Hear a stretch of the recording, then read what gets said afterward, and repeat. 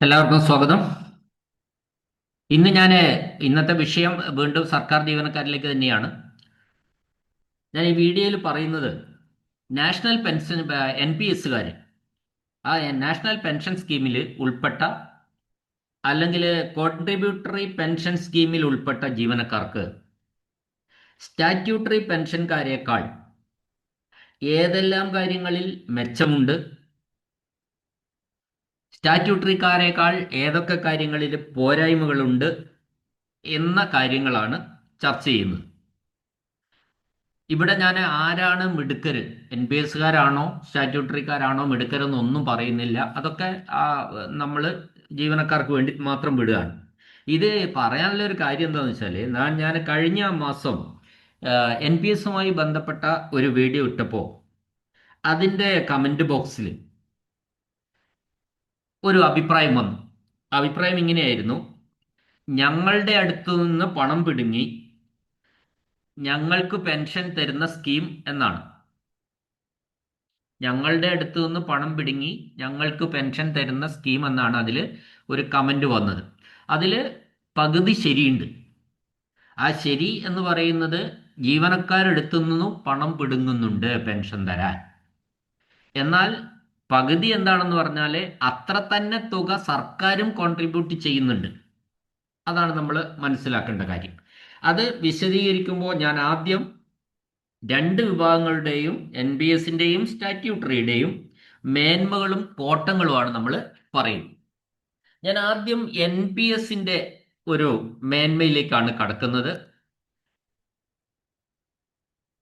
NPSന്റെ മേന്മകളെ പറ്റി നമ്മൾ പറയുമ്പോൾ നമുക്ക് രണ്ട് ഹൈസ്കൂൾ അധ്യാപകർ, എനിക്ക് നേരിട്ട് പരിചയമുള്ള, അവരുടെ എല്ലാ ഡീറ്റെയിൽസും അറിയുന്ന രണ്ട് ഹൈസ്കൂൾ അധ്യാപകരെയാണ് ഞാൻ ഇവിടെ എടുത്തിരിക്കുന്നത്. ഇത് HST ഫിസിക്കൽ സയൻസിൽ വരുന്ന രണ്ട് അധ്യാപകരാണ്. ഈ രണ്ട് അധ്യാപകര് ഞാൻ എയും ബിയും ആക്കി തിരിച്ചിട്ടുണ്ട്. നിങ്ങളിത് മുഴുവൻ കേൾക്കണം. നമുക്കിത് ഇതിന്റെ ഒരു വ്യത്യാസം മനസ്സിലാകണമെങ്കിൽ നമ്മളുടെ ധാരണകളൊക്കെ അപ്പുറത്ത് വരുന്നുണ്ട് കാര്യങ്ങൾ. അതായത് ഈ ഒന്നാമത്തെ എന്ന് എന്താ പറയുന്ന അധ്യാപിക 2012 ഡിസംബർ 3-നാണ് ജോയിൻ ചെയ്തിട്ടുള്ളത്. എന്നാൽ ബി എന്ന് പറയുന്ന അധ്യാപിക 2013 ജൂൺ 10-നാണ് ജോയിൻ ചെയ്തത്. ഇവരുടെ ജോയിനിങ് ഡേറ്റ് തമ്മിൽ ഏകദേശം 6 മാസത്തെ വ്യത്യാസമുണ്ട്. അതല്ല പ്രധാനപ്പെട്ട വ്യത്യാസം. ഈ എന്ന് പറയുന്ന അധ്യാപിക 12-ൽ ജോയിൻ ചെയ്തതുകൊണ്ട് അവര് സ്റ്റാറ്റ്യൂട്ടറിയിൽ പെട്ടു, സ്റ്റാറ്റ്യൂട്ടറി പെൻഷൻ സ്കീമിൽ പെട്ടു. എന്നാൽ ബി എന്ന് പറയുന്ന അധ്യാപിക 2013 ജൂൺ ആയി പോയത് കൊണ്ട് അവര് NPSലും പെട്ടു. കാരണം നമുക്കറിയാം 1/4/2013 ശേഷം ജോയിൻ ചെയ്തവരാണ് NPSൽ വരുന്നത്. അപ്പൊ ഇവരുടെ രണ്ടുപേരുടെയും ഈ ഇപ്പോഴത്തെ ശമ്പളമാണ് ഞാൻ പറയുന്നത്. അതായത് ഇപ്പോൾ ജൂലൈ മാസത്തെ ശമ്പളമാണ് ഞാൻ പറയുന്നത്. ഈ ജൂലൈ മാസം രണ്ടു പേർക്കും ബേസിക് പേ ഒന്നായിട്ടാണ് വന്നത്. എന്ന് പറയുന്ന ടീച്ചർക്ക് ഇനി ഇൻക്രിമെന്റ് ഡിസംബറിൽ വരുള്ളൂ. ബി എന്ന് പറയുന്ന ടീച്ചർ ഈ വർഷത്തെ ഇൻക്രിമെന്റ് ജൂണിൽ വാങ്ങുകയും ചെയ്തു. അപ്പോൾ അങ്ങനെ ഇവർ രണ്ട് ഇപ്പോൾ ഈ ജൂലൈ മാസത്തിൽ ഇവരുടെ ബേസിക് പേ തുല്യമായി വന്നിരിക്കുകയാണ്. നോക്കാം നമുക്ക്. എന്ന് പറയുന്ന ടീച്ചറിന്റെ ബേസിക് പേ 62,200 രൂപയാണ്. 35%. ഇപ്പോൾ ഹൈസ്കൂൾ ടീച്ചർ എത്ര വർഷമായി സർവീസ്? 14 വർഷമായി ടീച്ചർക്ക്. അപ്പോൾ അതിൻ്റെ DA 62,200ന്റെ DA എന്ന് പറയുന്നത് 35%. ആ 35% അത് 21,770 DA. എച്ച് ആർ എ എന്ന് പറയുന്നത് നമുക്കറിയാം, ഇത് മുനിസിപ്പൽ ഏരിയ ആണ്. അതുകൊണ്ട് അടിസ്ഥാന ശമ്പളത്തിന്റെ 6% ഇവിടെ, ജില്ലാസ്ഥാനമല്ല, 6%. അതുകൊണ്ട് ആ 6% 3732. അങ്ങനെ എന്ന് പറയുന്ന ടീച്ചർക്ക് ടോട്ടല് 87,702. ഇത് ഗ്രോസ് സാലറി ആണ്. ടീച്ചർ അതിൽ നിന്ന് PFലേക്ക് എത്ര, പിന്നെ ഗ്രൂപ്പ് ഇൻഷുറൻസിന് എത്ര, SLA എത്ര എന്നൊന്നും, പിന്നെ ഇൻകം ടാക്സ് കൊടുക്കുന്നത്, ഇതൊന്നും നമ്മളെ വിഷയത്തിൽ വരുന്നതല്ല. അതുകൊണ്ട് ഞാൻ ഈ ഗ്രോസ് സാലറിയിൽ നിർത്തുകയാണ്. ബി എന്ന ടീച്ചറിലേക്ക് നമുക്ക് പോകാം. ബി എന്ന ടീച്ചർക്ക് 62,200 തന്നെയാണ് ഇപ്പൊ ബേസിക് പേ. ഡി എ അതേ ഡി എ തന്നെയാണ് 21,770. 37,32 എച്ച് ആർ ഐയും വ്യത്യാസമില്ല. ഒരേ സ്കൂളുകാരാ, അതുകൊണ്ട് ഞാൻ അങ്ങനെ പറഞ്ഞത്. 87,702 ടീച്ചറുടെയും. ഇത് കൂടാതെ ടീച്ചർക്ക് വേണ്ടി സർക്കാർ NPS കോൺട്രിബ്യൂഷൻ ചെയ്യുന്നുണ്ട്. അത് പേ+DA യുടെ 10%. പേ+DA യുടെ 10%. അത് 8,397 വരും. ഈ 8,397 രൂപ ഈ ബി എന്ന് പറയുന്ന രണ്ടാമത്തെ ടീച്ചർക്ക് വേണ്ടി സർക്കാർ മുൻകൂർ NPSലേക്ക് അടയ്ക്കുന്നുണ്ട്. ടീച്ചറുടെ കയ്യിൽ കൊടുക്കുന്നില്ല എന്ന് മാത്രമേ ഉള്ളൂ. അപ്പോൾ ടീച്ചറുടെ ഗ്രോസ് സാലറി, ബി എന്ന് പറയുന്ന ടീച്ചറിന്റെ ഗ്രോസ് സാലറി യഥാർത്ഥത്തിൽ 96,399 രൂപയാണ്. അപ്പോൾ ഇപ്പം നിലവിൽ ഓരോ മാസവും ടീച്ചർക്ക് വേണ്ടിയിട്ട് സംസ്ഥാന ഗവൺമെന്റ് 8,397 രൂപ മറ്റേ ടീച്ചറേക്കാൾ അധികം ഈ ടീച്ചർക്ക് കൊടുക്കുന്നുണ്ട് എന്ന് നമ്മൾ പറയേണ്ടിയിരിക്കുന്നു. അപ്പൊ ഇത് രണ്ടും ഗവൺമെന്റാ തരുന്നത്. ഇത് ഗവൺമെന്റ് ആണ് ആദ്യത്തെ ടീച്ചർക്കും കൊടുക്കുന്നത്, രണ്ടാമത്തെ ടീച്ചർക്കും ഗവൺമെന്റ് തന്നെയാണ് കൊടുക്കുന്നത്. രണ്ടാമത്തെ ടീച്ചർ NPS ആണ് എന്ന കാരണത്താൽ സർക്കാർ അവരുടെ കോൺട്രിബ്യൂഷനായിട്ട് ഇപ്പോ ഈ മാസം 8,397 രൂപ വെച്ച് ഒരു മാസം അധികം അടയ്ക്കുന്നുണ്ട്. അപ്പൊ ഞാൻ പറയുന്നു എ എന്ന് പറയുന്ന ടീച്ചറുടെ സാലറി 87,702 ആയപ്പോ ബി എന്ന് പറയുന്ന ടീച്ചറിന്റെ യഥാർത്ഥ ശമ്പളം 96,099 രൂപയുണ്ട്. അപ്പൊ നമ്മൾ പറയേണ്ടിയിരിക്കുന്നു, സ്റ്റാറ്റ്യൂട്ടറി എന്ന് പറയുന്ന അധ്യാപകരെക്കാൾ നിലവിൽ 10% അധിക ശമ്പളം ഈ NPSലുള്ള ജീവനക്കാർക്ക് ഉണ്ട്. സ്റ്റാറ്റ്യൂട്ടറി ഉള്ള ജീവനക്കാരേക്കാൾ 10% അധികം ശമ്പളം വാങ്ങുന്നവരാണ് NPS ജീവനക്കാർ. അത് അവർക്ക് കയ്യിൽ കൊടുക്കുന്നില്ല എന്ന് മാത്രമേ ഉള്ളൂ. അവർക്ക് വേണ്ടി ഒരാൾ ഡിപ്പോസിറ്റ് ചെയ്താൽ അത് അവരുടെ സാലറി തന്നെയാണ്. ഓരോ മാസവും ഈ NPS കോൺട്രിബ്യൂഷൻ സർക്കാർ അടയ്ക്കുന്നുണ്ട് 10%. അപ്പോൾ അത് അവരുടെ ഏണിങ്സ് ആണ്, അവരുടെ സമ്പാദ്യമാണ്. അത് സർക്കാരിന്റെ സമ്പാദ്യമല്ല. സർക്കാർ ഈ ബന്ധപ്പെട്ട അധ്യാപികയ്ക്ക് വേണ്ടിയിട്ട് കൊടുക്കുന്ന 10%. അപ്പോൾ ചുരുക്കി പറഞ്ഞാൽ നമ്മൾ മൊത്തത്തിൽ പറയുമ്പോൾ എന്തു പറയേണ്ടിയിരിക്കുന്നു? ഒരു സ്റ്റാറ്റ്യൂട്ടറി ജീവനക്കാരനേക്കാൾ നിലവിൽ 10% അധികം ശമ്പളം NPS ജീവനക്കാർക്ക് സർക്കാർ മുടക്കുന്നുണ്ട് എന്ന കാര്യം നമ്മൾ തിരിച്ചറിയേണ്ടതായിട്ടുണ്ട്. ആ വ്യത്യാസം നിങ്ങൾ നോക്ക്. ഇപ്പുറത്ത് നമുക്ക് പെൻഷൻ കൊടുക്കുന്നില്ല, പക്ഷെ പെൻഷൻ കൊടുക്കാൻ വേണ്ടി ഇപ്പോഴേ ഓരോ മാസവും സർക്കാർ അടച്ചുകൊണ്ടിരിക്കുക. ഇത് ഒരു ബുക്കിൽ എഴുതി വെക്കുക മാത്രമല്ല സർക്കാർ ചെയ്യേണ്ടത്. കൃത്യമായിട്ട് ഇത് നാഷണൽ പെൻഷൻ ഫണ്ട് എന്ന് പറയുന്ന അത് ഫണ്ട് മാനേജേഴ്സ് ഉണ്ട്, അവിടത്തേക്ക് ഓരോ മാസവും തന്നെ കൃത്യമായിട്ട് അടയ്ക്കേണ്ടതായിട്ടുണ്ട്. അതിപ്പോഴും കൃത്യമായിട്ട് അടയ്ക്കുന്നുണ്ട് എന്ന കാര്യമാണ് ഞാൻ പറഞ്ഞത്. അപ്പൊ ടീച്ചർ എയും ബിയും തമ്മിൽ NPS ഉള്ള ടീച്ചർക്ക് അധികമായി കിട്ടിയ തുകയെ ഞാൻ ശരിക്കും ഒരു റിസർച്ച് തന്നെ നടത്തിയ ഈ മേഖലയിൽ. ഈ ഫീൽഡിൽ NPSകാർക്ക് വേണ്ടിയിട്ട് എന്താ അവരുടെ കോട്ടം നേട്ടം എന്നൊക്കെ ഞാനൊരു റിസർച്ച് നടത്തിയിട്ട് തന്നെയാണ് ഇത് എഴുതുന്നത്. അപ്പം നമ്മൾ വീണ്ടും അതിനെ ഒന്ന് അനലൈസ് ചെയ്തു. അപ്പോൾ ഈ ടീച്ചർക്ക് ഇത്ര കാലങ്ങൾ സർവീസ് ആയാൽ എത്ര മെച്ചം ഉണ്ടാവും, എന്തായിരിക്കും ഇതിൻ്റെ അവസാനത്തെ ഒരു അവസ്ഥ എന്നാണ് നമ്മൾ അടുത്തത് കണക്ക് കൂട്ടിയത്. ഇപ്പോൾ ടീച്ചറുടെ ഇപ്പോഴത്തുള്ള മന്ത്ലി ഇൻവെസ്റ്റ്മെന്റ് 8,397 രൂപയാണ്. അപ്പോൾ ടീച്ചറുടെ തുടക്കകാലത്ത് ഈ പൈസ ഉണ്ടാവില്ല. ഇനി വരാനിരിക്കുമ്പോൾ ഒരു വർഷത്തിൽ 2 DAയും 1 ഇൻക്രിമെന്റും വരാനുണ്ട്. ആ 2 DAയും 1 ഇൻക്രിമെന്റും പ്രഖ്യാപിക്കുന്ന ഓരോ ടൈമിലും ടീച്ചറുടെ ഗ്രോസ് സാലറി വർദ്ധിക്കും. അതിനനുസരിച്ച് ടീച്ചർക്ക് വേണ്ടിയിട്ട് ഗവൺമെന്റ് കോൺട്രിബ്യൂട്ട് ചെയ്യുന്ന എമൗണ്ടും വർദ്ധിക്കും. അപ്പൊ കഴിഞ്ഞതും വരാനിരിക്കുന്നതും ഒഴിവാക്കി ഞാൻ ഇപ്പോഴത്തെ റേറ്റ് മാത്രം എടുത്തു. 8,397 രൂപ മന്ത്ലി ഇൻവെസ്റ്റ്മെന്റ് ആയിട്ട് നടത്തിയാൽ അതൊരു SIP പോലെ ആണെങ്കിൽ, ഞാനൊരു SIP കാൽക്കുലേഷനാണ് ഇവിടെ നടത്തിയിട്ടുള്ളത്. ഇത് SIP കാൽക്കുലേഷന്റെ പ്രത്യേകത നമുക്കറിയാലോ. ഈ NPSലൊക്കെയും തന്നെ അതൊരു ക്യുമുലേറ്റീവ് എഫക്റ്റാണ് ഉണ്ടാകുക. കോമ്പൗണ്ടിങ്ങിന്റെ ഒരു മാന്ത്രികത, ഒരു മായാജാലം നമുക്ക് ഈ SIPകളിൽ കാണാം. അതുകൊണ്ടാണ് നമ്മൾ ഈ മ്യൂച്വൽ ഫണ്ടുകളൊക്കെ തന്നെ അത് SIP ചെയ്യുന്നവർക്ക് വലിയ മെച്ചമുണ്ടാകും, നമ്മൾ അൺഎക്സ്പെക്റ്റഡ് റിട്ടേൺസ് കിട്ടുമെന്നൊക്കെ പറയുന്നത് അതുകൊണ്ടാണ്. അത് ഒരു കോമ്പൗണ്ടിങ്ങിന്റെ ഒരു ട്രിക്ക് അതിനകത്തുള്ളത് കൊണ്ടാണ്. അപ്പം ഞാനിപ്പോൾ ഇവിടെ എടുത്തിരിക്കുന്നത് വെറും 10% റിട്ടേൺ ആണ്. എക്സ്പെക്റ്റഡ് റിട്ടേൺ എന്ന് പറയുന്നത് 10%. നമുക്ക് ഇങ്ങനെ ഇൻവെസ്റ്റ്മെന്റ് SIP ചെയ്താൽ എന്തായിരിക്കും അവസ്ഥ എന്നാണ് ഞാൻ നോക്കുന്നത്. അപ്പോൾ മന്ത്ലി ഇൻവെസ്റ്റ്മെന്റ് ഇപ്പോൾ ടീച്ചർക്ക് വേണ്ടി സർക്കാർ അടയ്ക്കുന്ന കോൺട്രിബ്യൂഷൻ മാത്രം ഞാൻ എടുത്തിരിക്കുന്നു 8,397 രൂപ. എക്സ്പെക്റ്റഡ് റിട്ടേൺ റേറ്റ് 10% മാത്രമേ ഞാൻ കൂട്ടിയിട്ടുള്ളൂ. ബാക്കി ഈ ഫണ്ട് എന്ന് പറഞ്ഞാൽ ഫുള്ള് ഇക്വിറ്റിയിൽ പിന്നെ ഡിപ്പോസിറ്റ് ചെയ്തിട്ടൊന്നുമല്ല. കുറച്ച് റെസ്ട്രിക്ഷൻ ഈ ഫണ്ടിന് പെൻഷൻ ഈ NPS ഫണ്ടിന് കുറച്ച് റെസ്ട്രിക്ഷൻ ഉണ്ട്. അപ്പോൾ ഒരു ഹൈലി റിസ്ക് സ്കീമിലേക്കല്ല ഇത് പോകുന്നത്. എന്നാൽ റിസ്ക് ഉള്ളതും റിസ്ക് ഇല്ലാത്തതൊക്കെ ആയിട്ടുള്ള ഡിവൈഡ് ചെയ്തിട്ടുള്ള ഒരു സ്കീമാണ്. ഇപ്പം ചില മ്യൂച്വൽ ഫണ്ടുകളൊക്കെ നമ്മൾ 20, 22, 25 എക്സ്പെക്ട് ചെയ്യുന്നത് അല്ലെ, മിനിമം ഒരു 17 എക്സ്പെക്ട് ചെയ്യാവുന്ന സ്ഥലം ഉണ്ട്.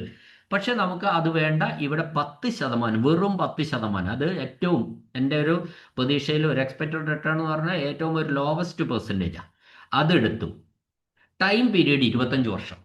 അങ്ങനെ 25 വർഷം സർവീസ് ഉള്ള ഒരു ജീവനക്കാരനാണെങ്കിൽ ഈ 8,397 രൂപ വെച്ചിട്ട് എത്ര അടയ്ക്കണം, അതിൻ്റെ എസ്റ്റിമേറ്റ് റിട്ടേൺ എത്രയാണ്, ടോട്ടൽ വാല്യൂ എത്രയാണ് എന്നാണ് ഞാൻ ഇവിടെ പറയുന്നത്.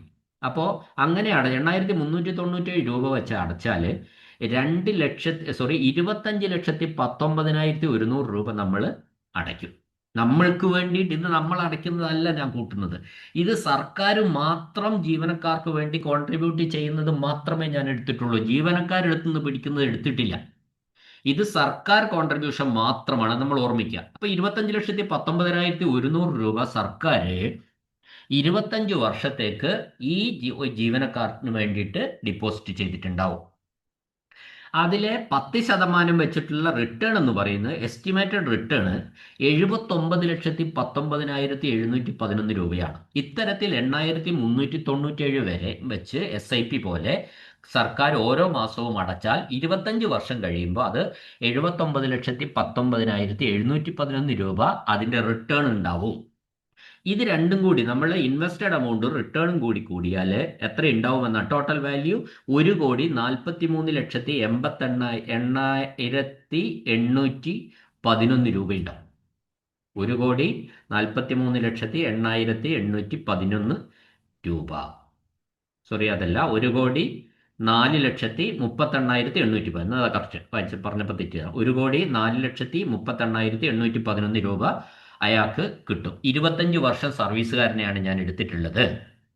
അടുത്തത് നമ്മൾ എടുക്കുന്നു, അയാൾ 30 വർഷം സർവീസ് ആണെങ്കിൽ നോക്കുക. എമൗണ്ട് ഒക്കെ സെയിം തന്നെ. 8,397 10% എടുത്തു. ടൈം പീരീഡ് 30 വർഷത്തേക്ക് മാറ്റി. അപ്പം നമ്മുടെ ഇൻവെസ്റ്റ് എമൗണ്ട് മാറി. 30,22,920 രൂപയാണ്. അതിൽ എസ്റ്റിമേറ്റഡ് റിട്ടേൺ എന്ന് പറയുന്നത് 1,44,36,901 രൂപയാണ്.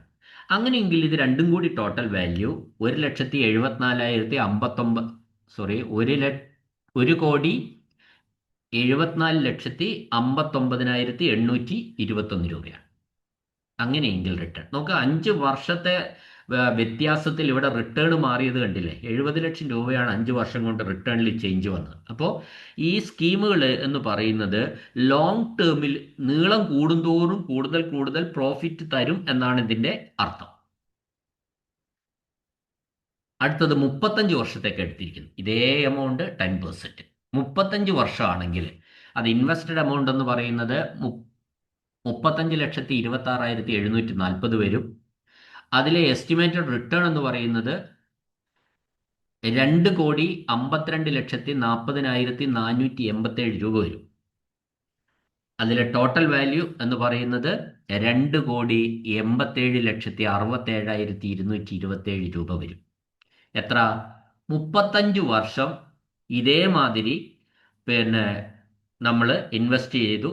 കൂടുതൽ നമ്മൾ എടുത്തില്ല, കാരണം പുറകോട്ടുള്ളതിൽ കുറവുള്ളതുകൊണ്ട് ഇവിടെ കൂടുതൽ എടുക്കാതെ ഈ ഒരു ഫിക്സഡ് എമൗണ്ട്. നമുക്കറിയാം ഇതിലൊക്കെ വളരെ വളരെ കൂടുതൽ ഓരോ മാസവും ഓരോ വർഷവും ചെല്ലുന്തോറും നമ്മളുടെ ഡിപ്പോസിറ്റുകൾ കൂടിക്കൂടി വരും.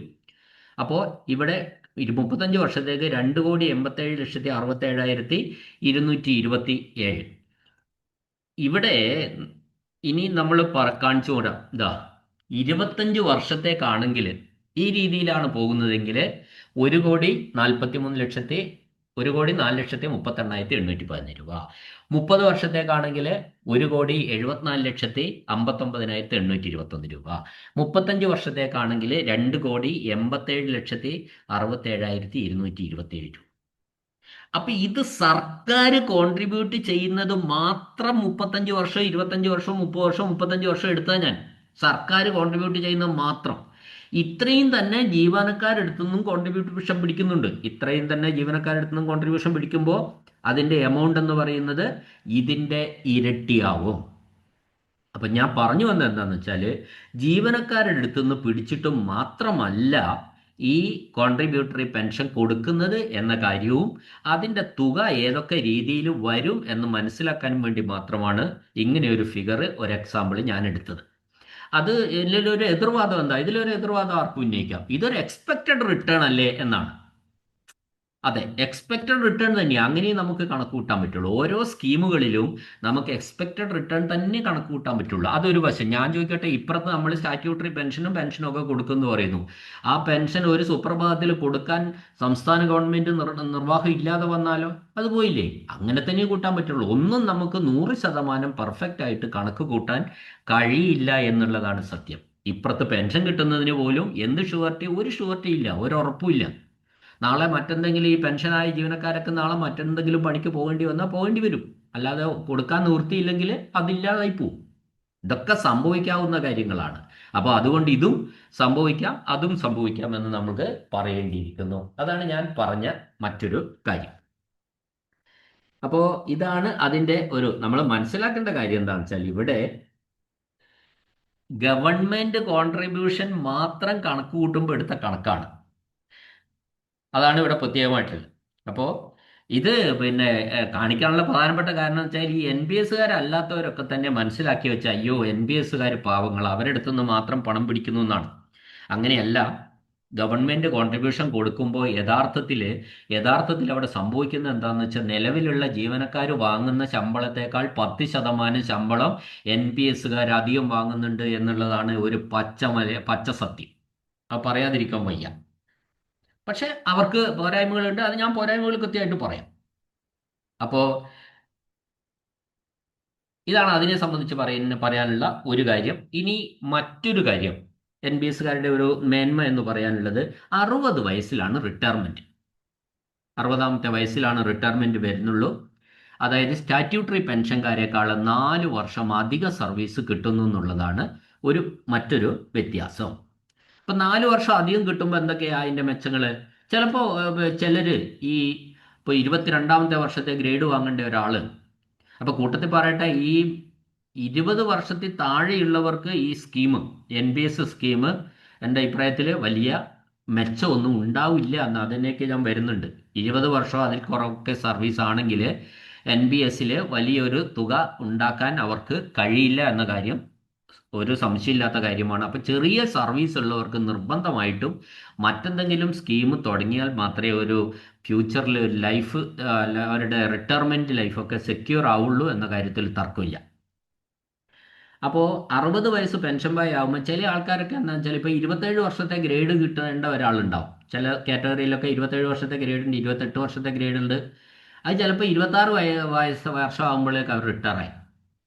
അപ്പോൾ അത്തരക്കാർക്ക് ഒരു 4 വർഷവും കൂടി കിട്ടുമ്പോൾ പലർക്കും തന്നെ ഒരു തൊട്ടടുത്ത ഗ്രേഡ് കിട്ടും. സ്റ്റാറ്റ്യൂട്ടറിയിലായിരുന്നെങ്കിൽ കിട്ടാതിരിക്കുന്ന ഗ്രേഡുകൾ പോലും NPS-ലാവുമ്പോൾ ഇത്രയും വർഷം ഉണ്ടെങ്കിൽ കിട്ടും. ഞാൻ പറയുമ്പോൾ ഒരു 32 വർഷം, 32ാമത്തെ വയസ്സിൽ സർവീസിൽ കയറിയാൽ പോലും ഒരു 28 വർഷത്തെ ഗ്രേഡ് കിട്ടും. 32 വർഷത്തെ സർവീസിൽ കയറിയാൽ പോലും അയാൾക്ക് ടോട്ടൽ സർവീസ് 28 വർഷം കിട്ടുന്നുണ്ട്. 30 വയസ്സിൽ കയറിയാൽ കൃത്യം 30 വർഷത്തെ സർവീസ് കിട്ടുന്നുണ്ട്. 30-ലൊന്നുമല്ല, വളരെ നേരത്തെ കയറുന്നവർ 25 വയസ്സിലാ മറ്റേ സർവീസിൽ കയറിയാൽ 35 വർഷത്തെ സർവീസ് കിട്ടുന്നുണ്ട് എന്നുള്ള കാര്യവും നമ്മൾ തിരിച്ചറിയേണ്ടതായിട്ടുണ്ട്. അപ്പോൾ അതാണ്. അതേസമയം സ്റ്റാറ്റ്യൂട്ടറി പെൻഷൻകാരാ 32 വയസ്സിൽ കയറുന്നതെങ്കിലോ സ്റ്റാറ്റ്യൂട്ടറി പെൻഷൻകാർക്ക് സർവീസ് 24 വർഷം മാത്രമേ കിട്ടുകയുള്ളൂ. അപ്പോൾ 27-ലോ 28-ലോ ഒരു ഗ്രേഡ് കിട്ടണമെങ്കിൽ ആ ഗ്രേഡുകളൊന്നും അവിടെ കിട്ടാതെ ഉണ്ട് എന്ന കാര്യമാണ് ഞാൻ ഉദ്ദേശിച്ചതും പറഞ്ഞത്.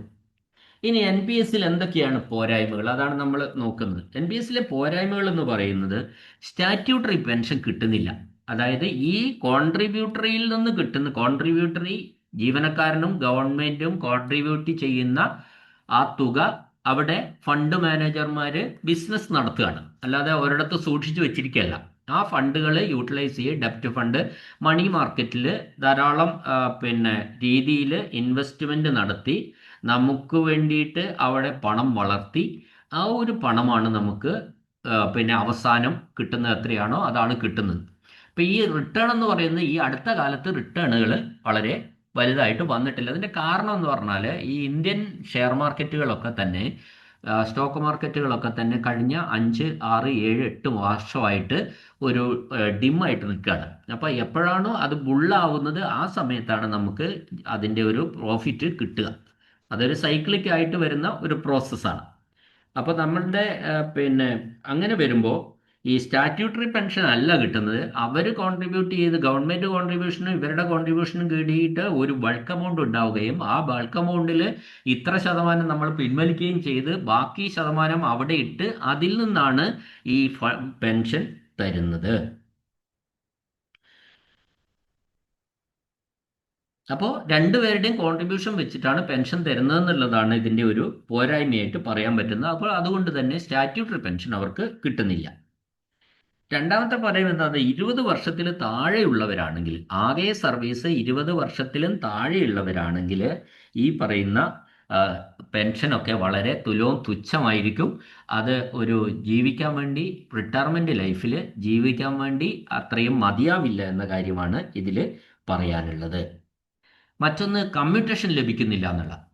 സ്റ്റാറ്റ്യൂട്ടറിക്കാർക്ക് ലഭിക്കുന്ന കമ്മ്യൂട്ടേഷൻ, അതായത് അവരുടെ പെൻഷന്റെ 40% 12 വർഷത്തേക്ക് കണക്ക് കൂട്ടിയിട്ട് ഒരുമിച്ച് കൊടുക്കുന്ന ഒരു പ്രോസസ്സാണ് ഈ കമ്മ്യൂട്ടേഷൻ എന്ന് പറയുന്നത് സ്റ്റാറ്റ്യൂട്ടറിക്കാർക്ക്. ആ കമ്മ്യൂട്ടേഷൻ എന്ന് പറയുന്നത് NPS-കാർക്ക് ലഭിക്കുന്നില്ല എന്നുള്ളതാണ് മറ്റൊരു NPS-കാർക്കുള്ള ഒരു എന്താ പറയണ്ടേ, NPS-കാരുടെ കുഴപ്പമല്ല, NPS-കാർക്ക് കിട്ടാത്ത ഒന്ന് എന്ന് പറയുന്നത്.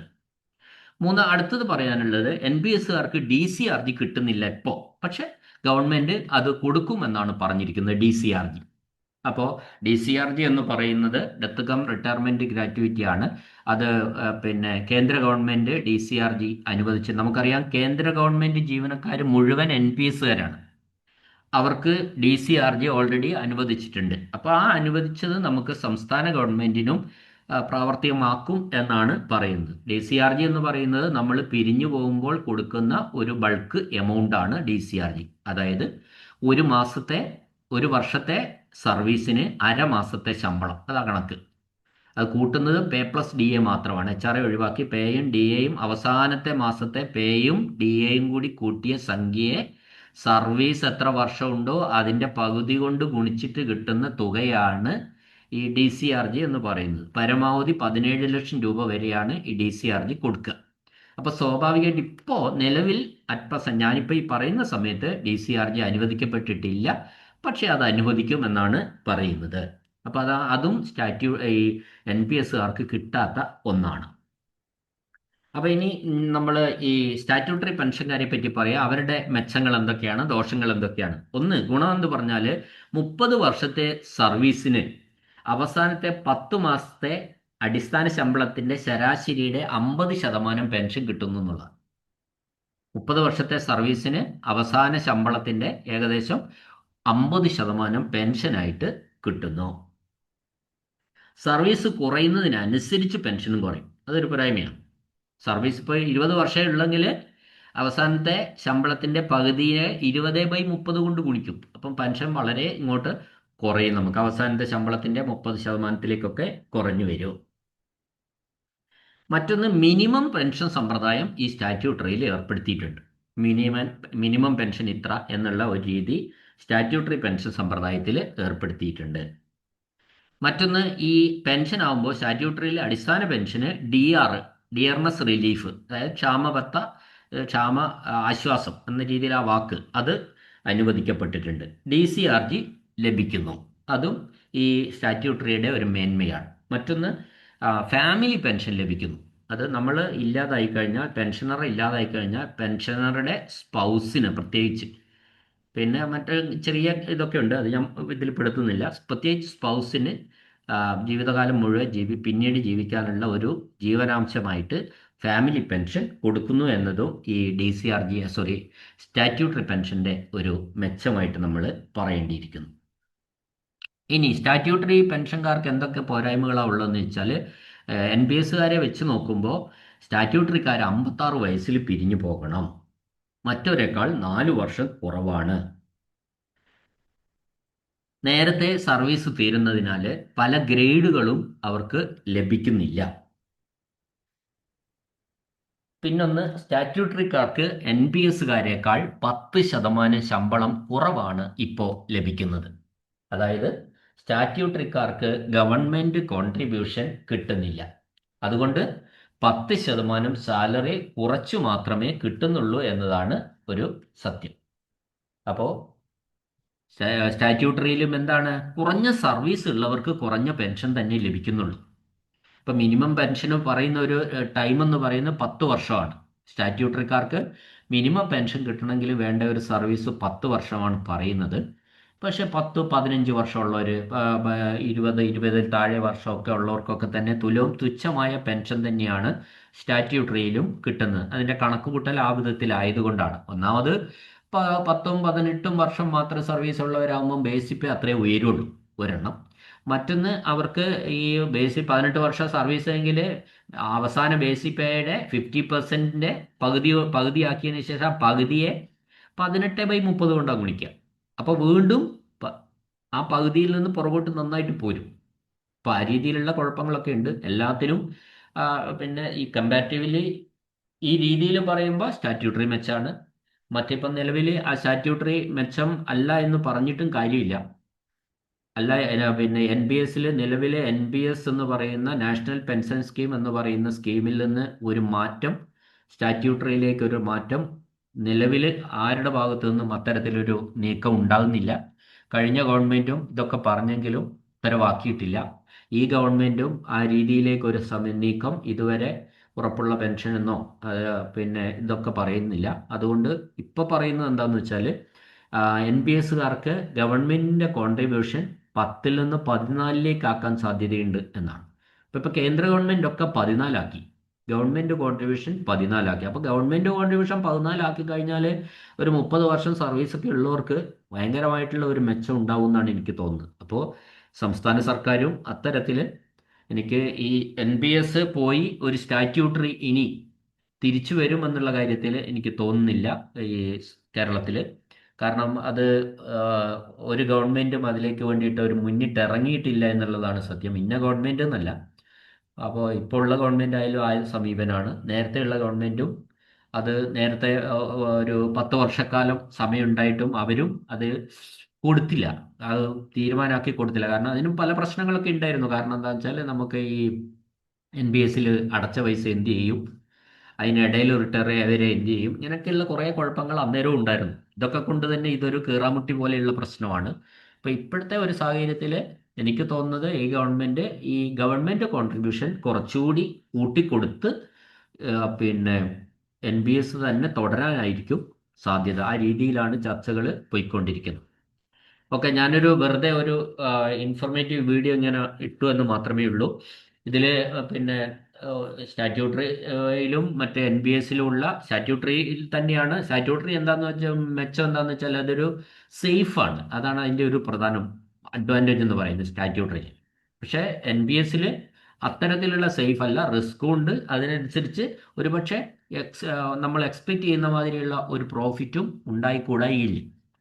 ഇപ്പൊ എൻ ബി എസ് നമ്മൾ പറയേണ്ടി വരുന്നത് എന്തുകൊണ്ടാണ്, നമ്മളെ ജീവനക്കാരൊന്നും തന്നെ ഈ സ്റ്റാറ്റ്യൂട്ടറിയിലേക്ക് തിരിച്ചു വരുമെന്നുള്ള കാര്യത്തിൽ ഉറപ്പില്ലാത്തത് കൊണ്ടാണ്. ഇപ്പോൾ തന്നെ സംസ്ഥാനത്ത് പകുതി ആയിട്ടുണ്ട്. അതായത് 2000 2001 2002 കാലഘട്ടത്തിലുള്ളവരാണ് ഇപ്പോൾ റിട്ടയർ ചെയ്തുകൊണ്ടിരിക്കുന്നത്. അപ്പോൾ തീർച്ചയായിട്ടും ഇനി എൻ ബി എസ് പിന്നെ സ്റ്റാറ്റ്യൂട്ടറിക്കാർ ഏകദേശം ഒരു 11 വർഷം 12 വർഷം കൂടിയേ ബാക്കിയുണ്ടാവും. 12 വർഷം കഴിഞ്ഞാൽ സ്റ്റാറ്റ്യൂട്ടറിക്കാരേ ഉണ്ടാവില്ല. ഉണ്ടാവും, പക്ഷെ സർവീസിൽ ഉണ്ടാവില്ല. പെൻഷൻകാരായിട്ട് ഉണ്ടാവും, സർവീസിൽ സ്റ്റാറ്റ്യൂട്ടറിക്കാർ ഉണ്ടാവില്ല. കാരണം ഇപ്പോൾ എൻ്റെ അറിവിൽ 2004 വന്നവർ റിട്ടയർ ചെയ്തിട്ടുണ്ട്, 2003 ചെയ്തവരുണ്ട്, 2001 ചെയ്തിട്ടുണ്ട്, 2000 കുറേ ചെയ്തിട്ടുണ്ട്. അപ്പോൾ ഏകദേശം റിട്ടയർമെന്റ് ഇപ്പോൾ 2000 തന്നെയാണ് ചെയ്തുകൊണ്ടിരിക്കുന്നത്.